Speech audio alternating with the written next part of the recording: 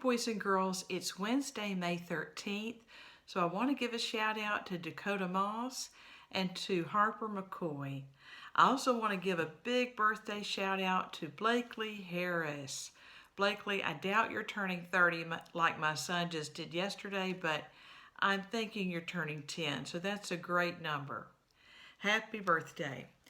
Today we're reading 2 chapters in The Witch's House, and let's see what the next one's called. The Spell Begins to Break. Listen for these 5 questions. What animal, it was a stone animal actually, that was Edmund afraid of when he was in the witch's courtyard? Number 2, what animal did he think was a statue but actually wasn't? Number 3, what did Edmund say that alarmed the White Witch? Number 4, what was the sound of the bells? And name one gift someone, because that would give away the clue for number 4, gave to the children. Here we go. In the witch's house. And now, of course, you want to know what had happened to Edmund. He had eaten his share of the dinner, but he hadn't really enjoyed it because he was thinking all the time about Turkish delight. And there's nothing that spoils the taste of good ordinary food half so much as the memory of bad magic food. And he had heard the conversation and hadn't enjoyed it much either, because he kept on thinking that the others were taking no notice of him and trying to give him the cold shoulder. They weren't, but he imagined it. And then he had listened until Mr. Beaver told them about Aslan, and until he had heard the whole arrangement for meeting Aslan at the stone table. It was then that he began very quietly to edge himself under the curtains which hung over the door, for the mention of Aslan gave him a mysterious and horrible feeling, just as it gave the others a mysterious and lovely feeling. Just as Mr. Beaver had been repeating the rhyme about Adam's flesh and Adam's bone, Edmund had been very quietly turning the door handle, and just before Mr. Beaver had begun telling them that the white witch wasn't really human at all, excuse me, that was the cat knocking something over. She wasn't human at all, but half a djinn and half a giantess. Edmund had got outside into the snow and cautiously closed the door behind him. You mustn't think that even now Edmund was quite so bad that he actually wanted his brother and sisters to be turned into stone. He did want Turkish delight and to be a prince and later a king and to pay Peter out for calling him a beast. As for what the witch would do with the others, he didn't want her to be particularly nice to them, certainly not to put them on the same level as himself. But he managed to believe, or to pretend he believed, that she wouldn't do anything very bad to them, because, he said to himself, all these people who say nasty things about her are her enemies, and probably half of it isn't true. She was jolly nice to me anyway, much nicer than they are. I expect she is the rightful queen, really. Anyway, she'll be better than that awful Aslan. At least that was the excuse he made in his own mind for what he was doing. It wasn't a very good excuse, however, for deep down inside him, he really knew that the White Witch was bad and cruel. The first thing he realized when he got outside and found the snow falling all around him was that he had left his coat behind in the beaver's house. And of course, there was no chance of going back to get it now. The next thing he realized was that the daylight was almost gone, for it had been nearly 3 o'clock when they sat down to dinner, and the winter days were short. He hadn't reckoned on this.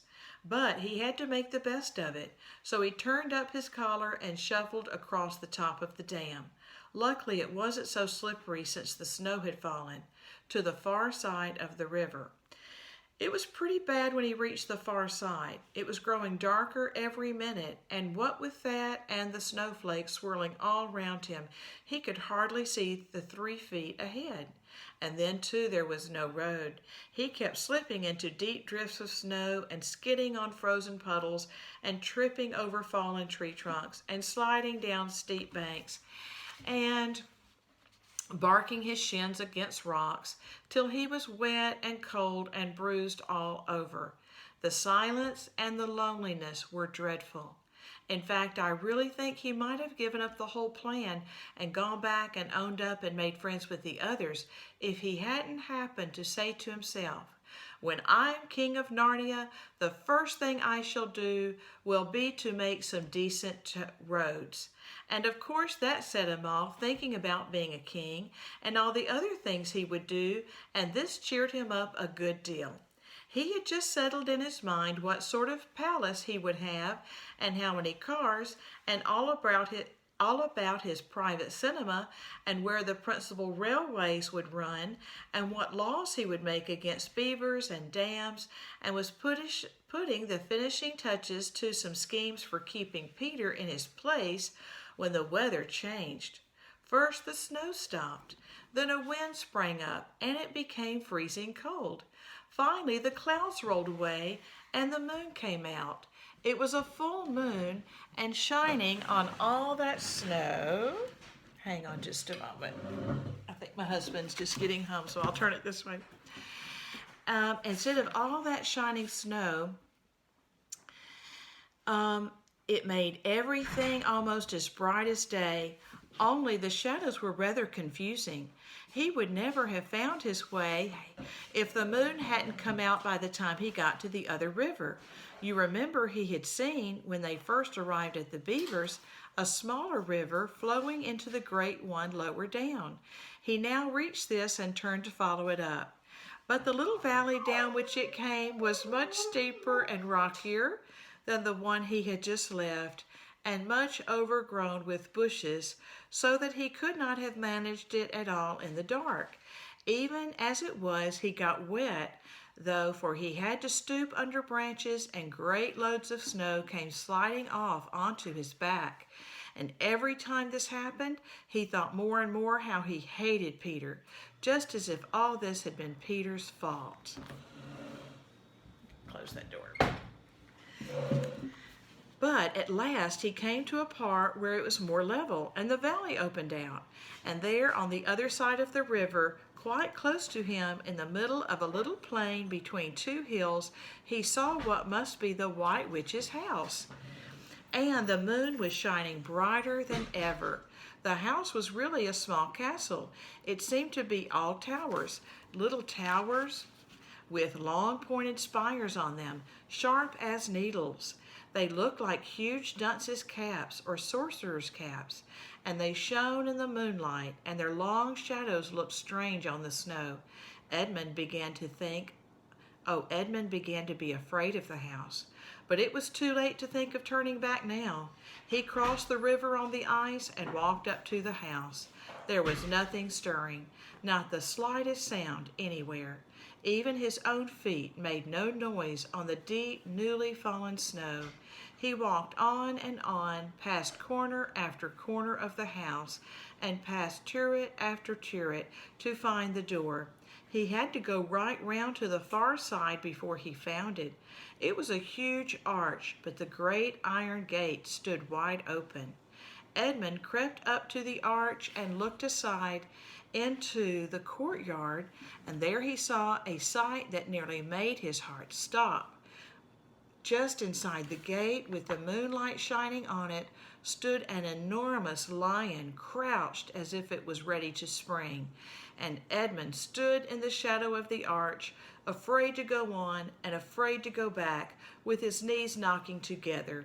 He stood there so long that his teeth would have been chattering with cold, even if they had not been chattering with fear. How long this really lasted, I don't know, but it seemed to Edmund to last for hours. Then at last he began to wonder why the lion was standing so still, for it hadn't moved 1 inch since he first set eyes on it. Edmund now ventured a little nearer, still keeping in the shadow of the arch as much as he could. He now saw from the way the lion was standing that it couldn't have been looking at him at all. But supposing it turns its head, thought Edmund. In fact, it was staring at something else, namely a little dwarf who stood with his back to it, about 4 feet away. Aha, thought Edmund. When it springs at the dwarf, then will be my chance to escape. But still the lion never moved, nor did the dwarf. And now at last Edmund remembered what the others had said about the white witch turning people into stone. Perhaps this was only a stone lion, and as soon as he had thought of that, he noticed that the lion's back and the top of its head were covered with snow. Of course it must only be a statue. No living animal would have let itself get covered with snow. Then very slowly and with his heart beating as if it would burst, Edmund ventured to go up to the lion. Even now he hardly dared to touch it, but at last he put out his hand very quickly and did. It was cold stone. He had been frightened of a mere statue. And here is a picture of the statue of the lion.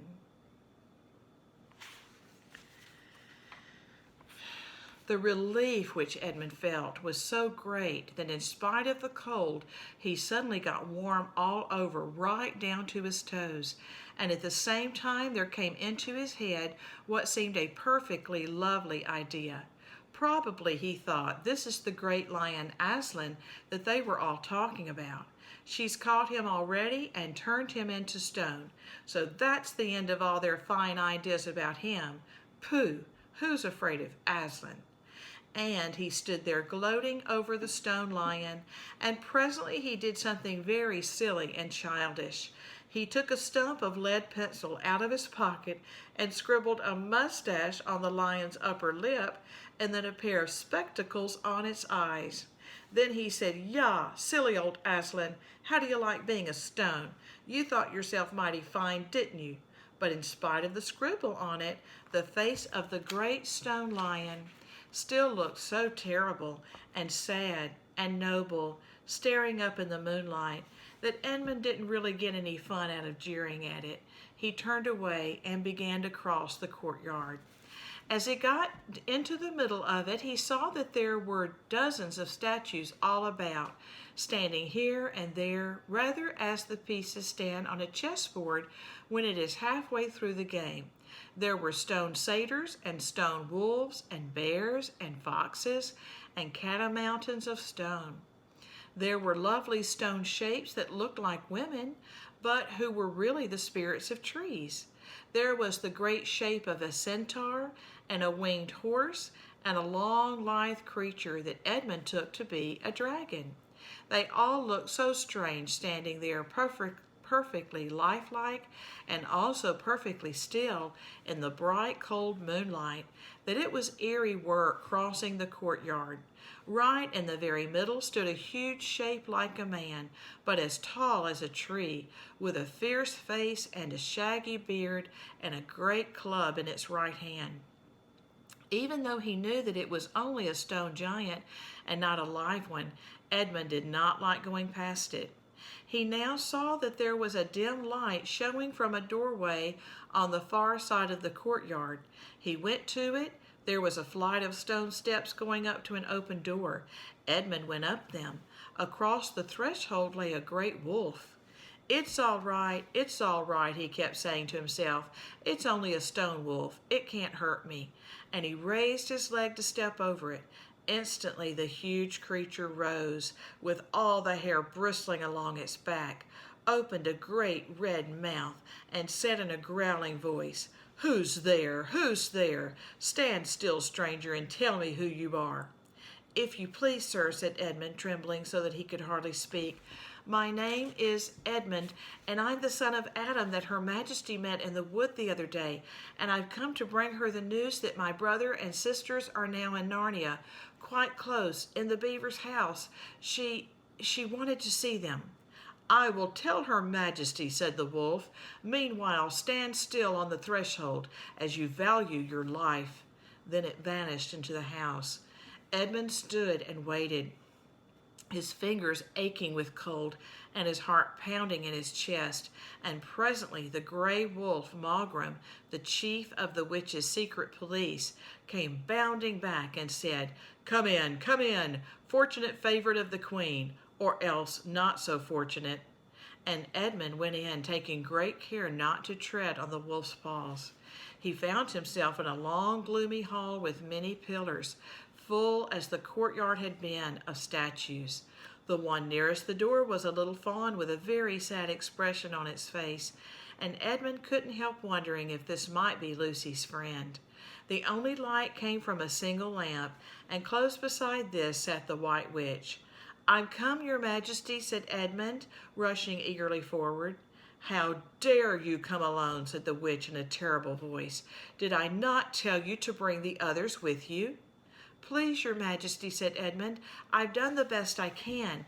I've brought them quite close. They're in the little house on top of the dam just up the river with Mr. and Mrs. Beaver." A slow, cruel smile came over the witch's face. "Is this all your news?" she asked. "No, your Majesty," said Edmund, and proceeded to tell her all he had heard before leaving the Beaver's house. "What? Aslan?" cried the Queen. "Aslan? Is this true? If I find you have lied to me—" "Please, I'm only repeating what they said," answered Edmund. But the Queen, who was no longer attending to him, clapped her hands. Instantly the same dwarf whom Edmund had seen with her before appeared. "Make ready our sledge," ordered the witch, "and use the harness without bells." Now, Chapter 10, the spell begins to break. Now we must go back to Mr. and Mrs. Beaver and the 3 other children. As soon as Mr. Beaver said, "There's no time to lose," everyone began bundling themselves into coats, except Mrs. Beaver, who started picking up sacks and laying them on the table, and said, "Now, Mr. Beaver, just reach down that ham, and here's a packet of tea, and there's sugar, and some matches. And if someone will get 2 or 3 loaves out of the crock over there in the corner." "What are you doing, Mrs. Beaver?" exclaimed Susan. "Packing a load for each of us, dearie," said Mrs. Beaver very coolly. "You didn't think we'd set out on a journey with nothing to eat, did you?" "But we haven't time," said Susan, buttoning the collar of her coat. "She may be here any minute." "That's what I say," chimed in Mr. Beaver. "Get along with you all," said his wife. "Think it over, Mr. Beaver. She can't be here for another quarter of an hour at least."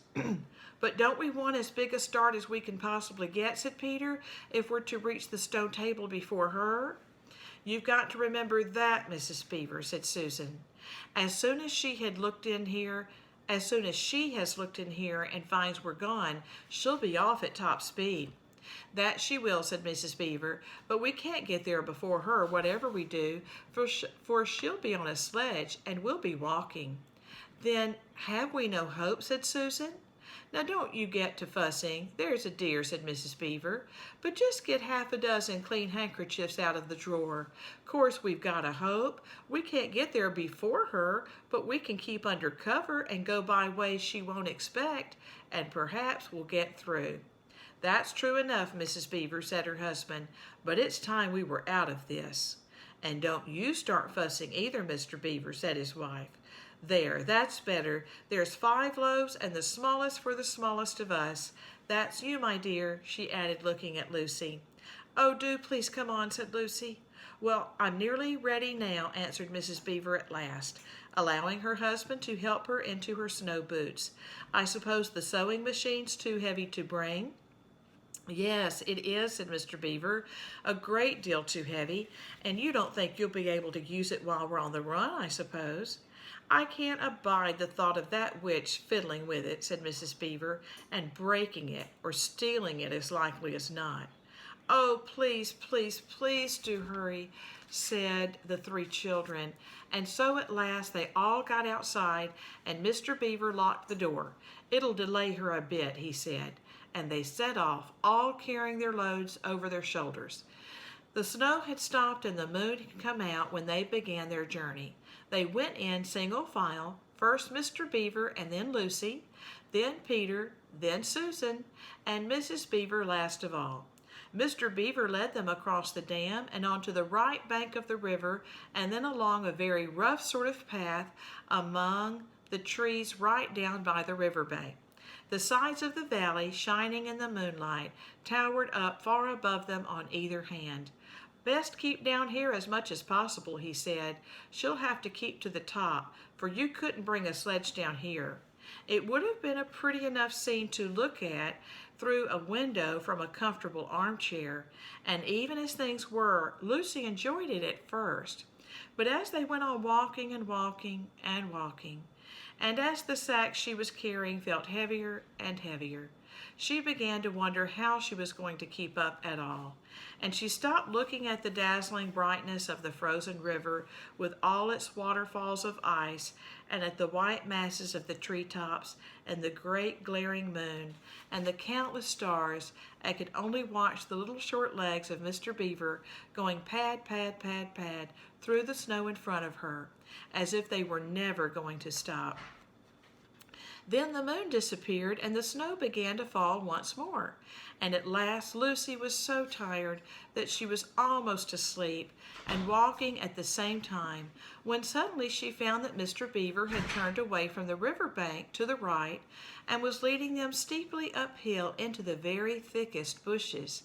And then, as she came fully awake, she found that Mr. Beaver was just vanishing into a little hole in the bank which had been almost hidden under the bushes until you were quite on top of it. In fact, by the time she realized what was happening, only his short, flat tail was showing. Lucy immediately stooped down and crawled in after him. Then she heard noises of scrambling and puffing and panting behind her, and in a moment all 5 of them were inside. "Wherever is this?" said Peter's voice, sounding tired and pale in the darkness. I hope you know what I mean by a voice sounding pale.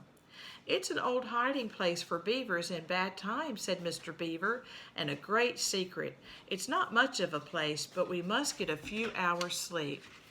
"If you hadn't been in all such a plaguey fuss when we were starting, I'd have brought some pillows," said Mrs. Beaver. It wasn't nearly such a nice cave as Mr. Tumnus's, Lucy thought, just a hole in the ground, but dry and earthy. It was very small, so that when they all lay down, they were all a bundle of clothes together, and what with that and being warmed up by their long walk, they were really rather snug, if only the floor of the cave had been a little smoother. Then Mrs. Beaver handed round in the dark a little flask out of which everyone drank something. It made one cough and splutter a little and stung the throat, but it also made you feel deliciously warm after you'd swallowed it, and everyone went straight to sleep. It seemed to Lucy that only the next minute, though really it was hours and hours later, when she woke up feeling a little cold and dreadfully stiff and thinking how she would like a hot bath. Then she felt a set of long whiskers tickling her cheek and saw the cold daylight coming in through the mouth of the cave. But immediately after that she was very wide awake indeed, and so was everyone else. In fact, they were all sitting up with their mouths and eyes wide open, listening to a sound which was the very sound they'd all been thinking of and sometimes imagining they heard during their walk last night. It was a sound of jingling bells. Mr. Beaver was out of the cave like a flash the moment he heard it. Perhaps you think, as Lucy thought for a moment, that this was a very silly thing to do, but it was really a very sensible one.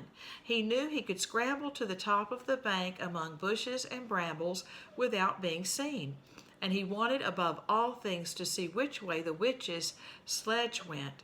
The others all sat in the cave waiting and wondering. They waited nearly 5 minutes. Then they heard something that frightened them very much. They heard voices. "Oh," thought Lucy, "he's been seen. She's caught him." Great was their surprise when a little later they heard Mr. Beaver's voice calling to them from just outside the cave. "It's all right," he was shouting. "Come out, Mrs. Beaver. Come out, sons and daughters of Adam. It's all right. It isn't her." This was bad grammar, of course, but that is how beavers talk when they are excited. I mean, in Narnia. In our world, they usually don't talk at all. So Mrs. Beaver and the children came bundling out of the cave, all blinking in the daylight and with earth all over them and looking very frowsty and unbrushed and uncombed